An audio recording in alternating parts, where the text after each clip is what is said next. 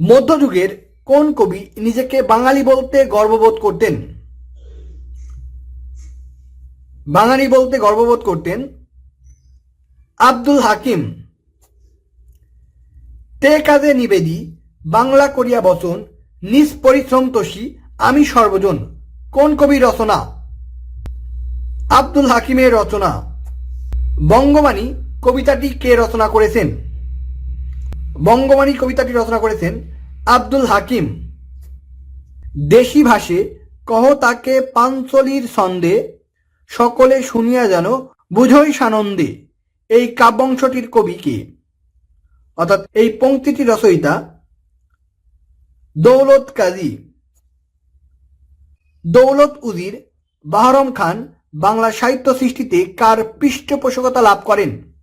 তিনি পৃষ্ঠপোষকতা লাভ করেন জমিদার নিজাম শাহের।